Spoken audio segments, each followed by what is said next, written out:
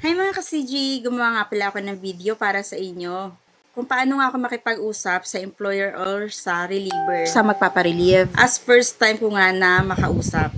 Pag ganun may nakita akong post, yung mga just now, 1 minute ago, tapos wala pa masyadong comments. So doon ako nagbe-message. Pinakauna nga pala guys, bago ang lahat, dapat nga pala yung inyong Facebook ay legit, hindi dami account. Pala guys, ang introduction na sinasabi ko. Hi, certified caregiver here, I'm available. So, ganoon na po kasimple ang sinasabi ko. Syempre, hindi na ako magpapakilala kasi yung real name ko na yun na nasa Facebook ko. Kapag nag-respond siya, kapag humingi siya ng credentials, dapat naka-ready agad yung mga credentials. Like, resume, dapat updated yan. And C2, dapat hindi yan expired. And dapat, yung nakalagay sa post niya na kailangan niya, na criteria like example is peg feeding, dapat meron ka experience sa iyong resume para mas malaki yung chance na ikaw ang kakausapin niya, na matutuloy yung pag-uusap nyo. And then kapag sumagot siya, example, mag-i-explain siya ng details, napakasimple lang dapat ang sagot. Okay po, ganoon. And kapag nagtanong siya, example, kaya mo bang mag-lift? Help mo siya tumayo. Direct to the point lang dapat ang sagot dun guys. Opo, may proper technique naman po para dyan.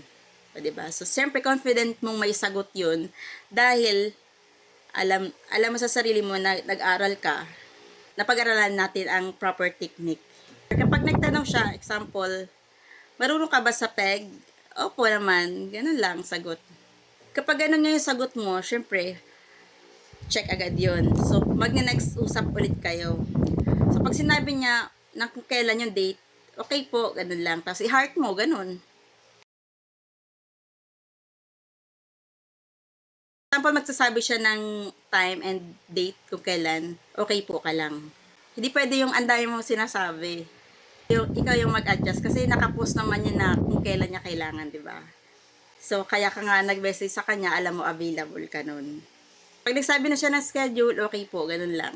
So, pag sabi niya, see you tomorrow, heart mo na yon kasi hard ka na. O sasabihin mo, see you tomorrow, thank you po, yun. Magti-thank you ka kasi nagkaroon ka ng duty. So yun lang mga ka-CG, hope nakatulong yung aking video. Mga nagtatanong sa akin, tumihingi ng tutorial about kung paano ako makipag-usap. So ganun lang po kadali. Ganun lang po kasimple ako sumagot. Kung ano yung tanong, yun lang din po ang sagot.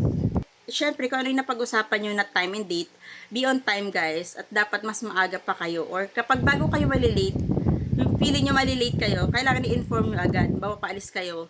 Pag-update kayo agad na, paalis na kayo.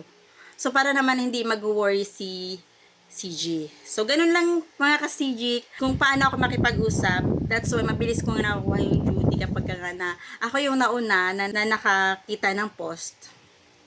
So, yun lang, napakadali lang. Syempre, mga busy din yung mga yan.